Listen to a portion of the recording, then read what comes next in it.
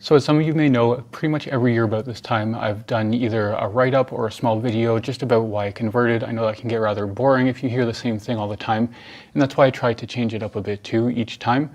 And this is why this year, on the 10th anniversary of becoming a Muslim, this September 29th is when I had converted to Islam 10 years back in 2010.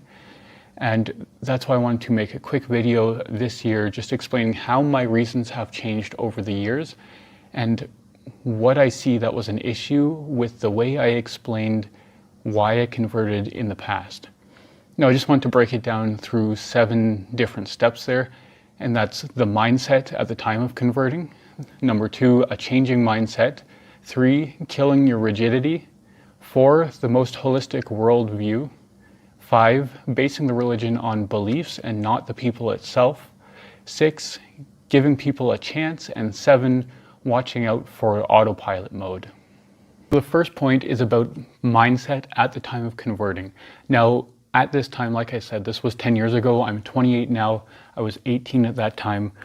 So this is something where people know that as a youth, you can be easily molded, whether that be for the good or for the bad. So that can be coming to truth or that can be being brainwashed. Now, people obviously from my churches would think coming to Islam means being brainwashed, whereas people in the mosque would think this is me coming to truth.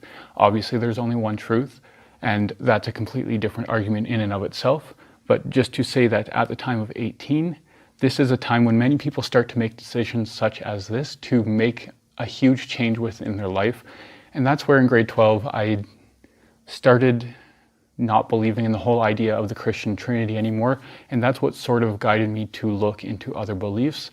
And to be fully honest, obviously, I did not know much about all the religions. There was a basis of each religion that I'm looking at, and then Islam seemed to be the most practical and have the most balanced approach in rules, and also the spirituality itself and having that true monotheism itself. And like I said, this was when I was 18. Obviously, I did not know a lot about Islam at the time. I didn't even know there were different sects, be it Sunnis or Shias or whoever it may be. I did, however, feel that the basis of it was enough to bring me towards that as the truth in this world. Now, this is something, obviously, with time, you always learn more, and you'll never be at the point where you want to convert because you know everything about the religion. And yes, I didn't know much about Islam in the beginning when I had converted.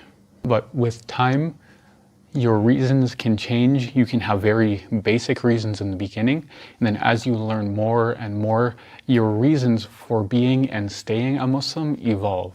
So being in the Islamic seminary for the past couple of years, I've come to learn that the more you come to know or think you know, the less you actually know, because there's so much out there to actually try to wrap your head around, and whether that's in Islamic studies itself or any other field for that matter. So like I said, pretty much every year around this time of my Islamic birthday, I either write something or make a short video about why I became a Muslim. And for numerous years, it was various things such as difficulties as I became a Muslim or while I'm a Muslim, or difficulties that Islam brought me in a secular society. And basically what this does is just create a list of complaints, which I have tried to shift away from and now focus on actually why it is that I am a Muslim.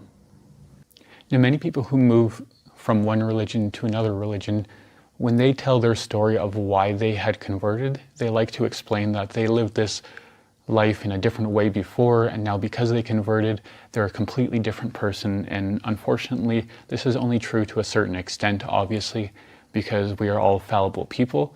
So you might have that initial big change of certain things in life, but in reality, there are so many things that you have yet to change. And for that matter, you don't actually have necessarily faith within your heart, but you have changed. So obviously, yes, explaining certain struggles that you might go through might help certain people, but at the same time, you want to try and avoid backstabbing all these people that may have actually helped you throughout the years, even if it was not in the way that was most preferable. So one thing many people go through when they convert to a new religion might be the fact that they become a little rigid with what they believe, and things become very black and white for them, and there's no room for gray in between. And obviously with the truth itself, there is black and white, but as a human who is fallible, there are all sorts of different areas for that gray to come in. Now, when I say become less rigid, I don't mean become more liberal with your religion. I don't mean not to follow the Islamic laws. But what I do mean is not to be so black and white with everything and think that everything is black and white the exact way you wanted it and the way you might have seen it in the beginning. The one thing I'm working on to remove from my ideologies is the fact that not everything is so black and white when it comes to Islamic law itself. And that goes for any religion for that matter, any sect, any subsect within that religion. There are differences of opinion even within those subsects itself. Now, for example, when you're looking at Ayatollah Khomeini and Ayatollah Khamenei, they might have a ruling that says you can play chess. Whereas with Ayatollah Sistani, I've always seen that you cannot play chess and that it's forbidden.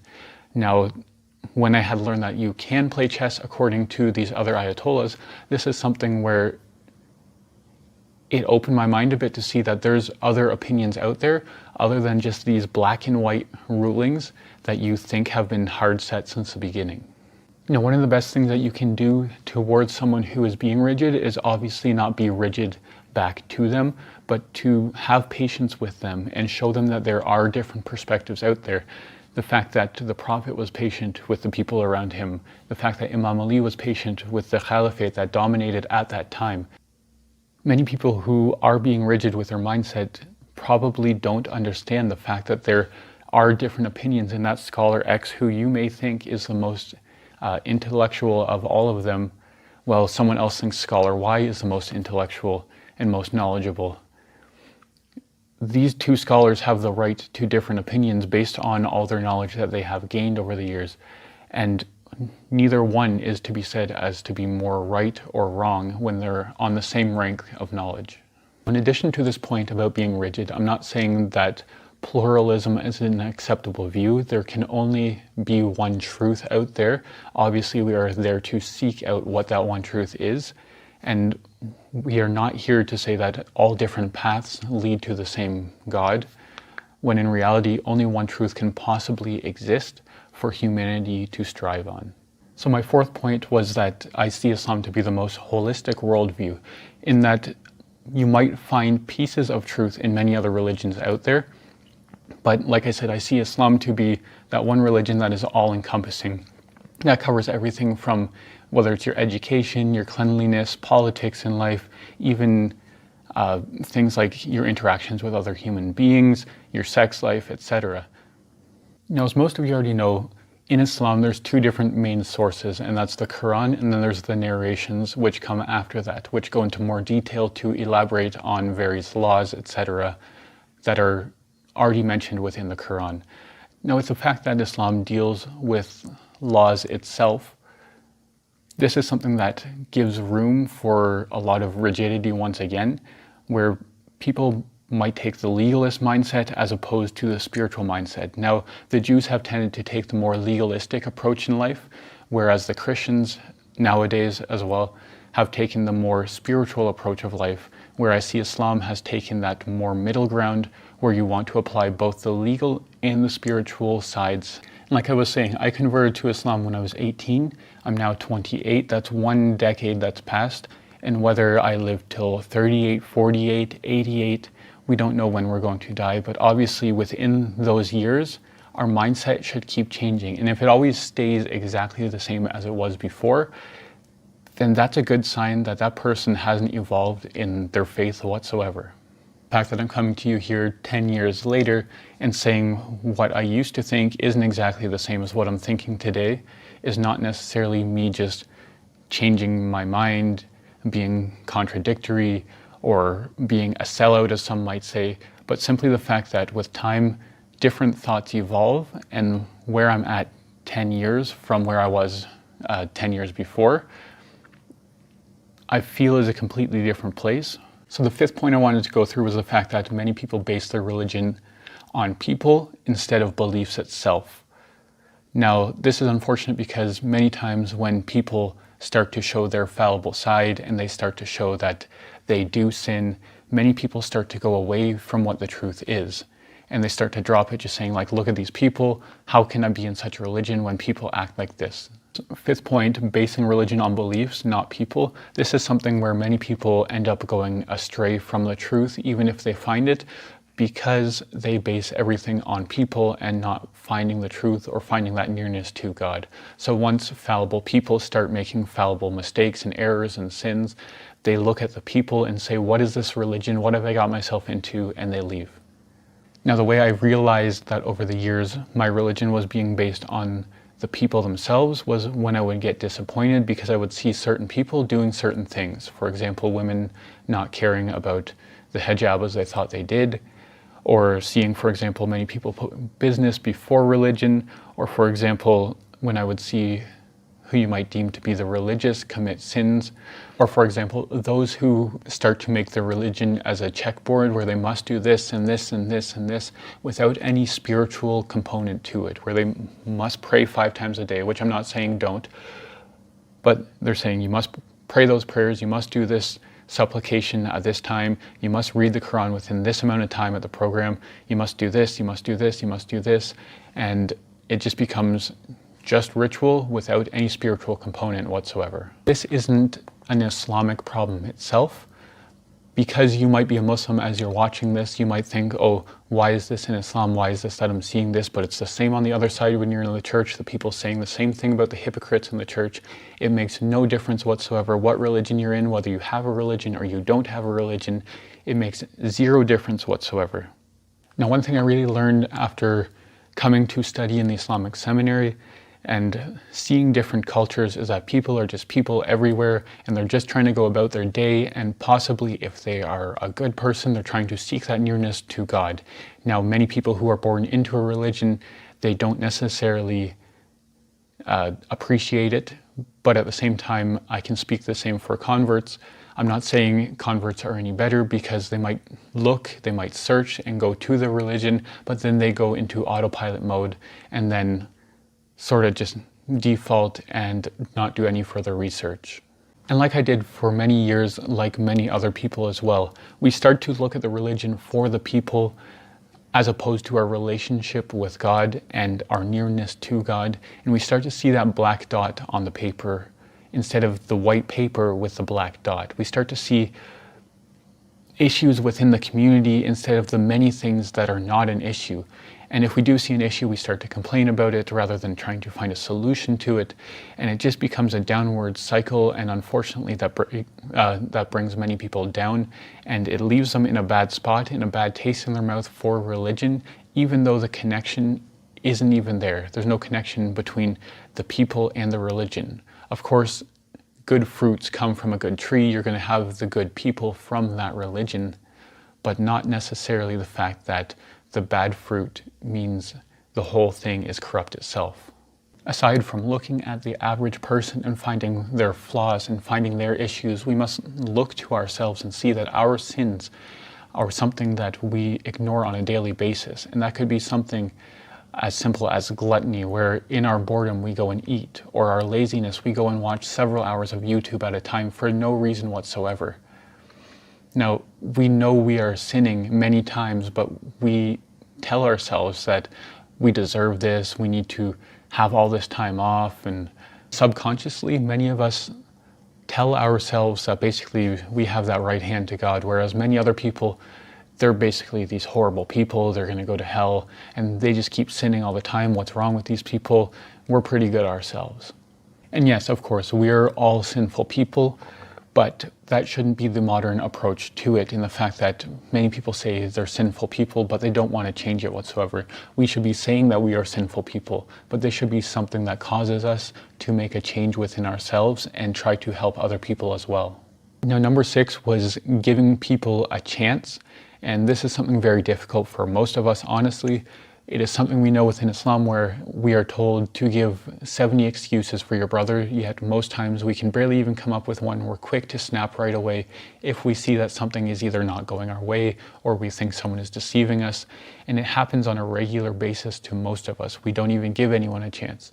I'm not by any means condoning the sins of any person, but we do have to understand that everyone in their life is on a different part of their spiritual stage, and there are so many different parts to that they could be on, where if you say the wrong thing to them, it could completely break that person. Now we should be there to try and lift up our other brothers and sisters and try to guide others to the truth that we have found to be the truth. And this goes back to the point about being rigid. This isn't something where we can just attack someone for the way they are believing at this current time, because this could be a time when they are just unaware of the fact that there are other opinions out there, for example, on certain issues, and their rigidity might be due to something as simple as that. But if you attack them, you might cause them to lose hope or lose faith and possibly even leave the religion itself. Everyone is on a different point in their faith. Everyone is at a different stage in their life, and I know as a convert, I went through many different stages that I can point out now, and I can see it in other converts, and I can see it in other Muslims as well. And certainly I'm not at the top-notch stage in my religion whatsoever. I'm constantly working on it like anybody else. But I just wanted to point out a few different examples of where some people might be, where if you attack them for being a certain way, it could drive them away from the religion completely itself. Now, I just wrote down a few points here. Some people might say, why can't I mix sects or religious beliefs? Why can't I bring all the good from the different beliefs together? Other people might be saying they're on the absolute truth and everyone else is wrong and everyone else is going to hell. And that's just how they are for that moment. It might be for a while that they're like that. But it also could just be a various stage that they might be in as well. Some people, they're having debates between the different sects to prove their point, and it's more about their ego than anything else. Other people are saying that their religion is superior to yours. Some people also, they're taking the rigidness of the law and saying this is what it says exactly, and forgetting the spiritual aspect of it also. And other people feel that they have accumulated answers over the years, they've done all their research, and that's it, once again on autopilot, and there is nothing else for them to possibly know about what they have come to know. And that's where within the Islamic seminary I come to see that even the simple things that you might think you have known, there are so many more layers to it than what you think it is. So like I said, with various stages such as this, harshness towards such a person because you are on a different stage than they are does not help anyone whatsoever. Calmness will help with that. Even if they think you are stupid at the time of you explaining it, they'll later come to see that, oh yeah, you were right, this is not how I should be with my religion. Now the last point, the 7th point I wanted to make was to watch out for that autopilot mode. And it's so easy to do this in a society that glorifies laziness. Now this is something where, like I said, it's been my 10th year of being a Muslim now, and it can be honestly very difficult to maintain that Muslim identity when I can simply remove this and no one would know I'm a Muslim. Now sometimes it's as easy as that and you go undetected by other people. It's easy to fall into that trap of just wanting to have that comfortable life and not have the worries about anything else. Now, everything in life, it involves maintenance, whether that's cutting your nails, maintaining your house so it doesn't fall apart, or cutting the grass, or if you have hair, then brushing it, which I don't, so 1 point for the bald guys, or maintaining your relationship with people, or maintaining that relationship with God. It all needs maintenance. And this isn't a one-time maintenance. This is something where, like spark plugs of an internal combustion engine in a car, they're constantly sparking to be able to explode the fuel that is coming through that engine to be able to propel you forwards. It's not a one-time spark, where many people, they might, for example, come to a religion and they have that initial spark there and that's all they had. They didn't have any more sparks throughout and they just slowly let it die, and slowly they realize one day that they're going by the title of a Muslim, but in reality they're not doing anything that a Muslim should be doing. And of course, we all go through our seasons of spirituality, and that might peak in Ramadan or Muharram for many of us, and then it goes up and it goes down and it goes up and it goes down. But if you don't maintain it by, for example, praying every day, by reading the Quran, by doing various things to keep your connection with God, then eventually that low point that you hit will just keep getting lower and lower and lower, and there's no autopilot that just keeps you drifting for the rest of your life. Your relationship with God is a struggle for a reason. It is something you have to constantly keep working on, and not just something you can sit back passively and hope for the best. And even personally, I know after university, I got married, and then you're working for a few years, so then you're constantly worried about the bills, and then you're thinking you wish you had more time so you could read or listen to lectures. You wish you had time to go to Friday prayers. You wish you had more time at work so you could pray the extra prayers. And then as you slowly start to get that time, you start to waste it. You don't appreciate it. You get it, you say that you're going to do something, and then you think, oh, I just need to relax today, rather than, for example, going across the city to the mosque for the Friday prayers. And for some people, they're naturally more motivated, and for other people, it's hard to get that motivation.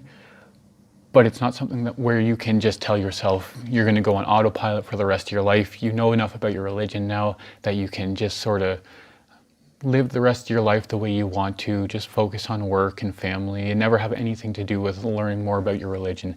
And this is where something within the seminary can be the most dangerous, because you may have a lot of time that you need to study, but you also have a lot of free time where you should be studying. Many other things in life become sacrificed.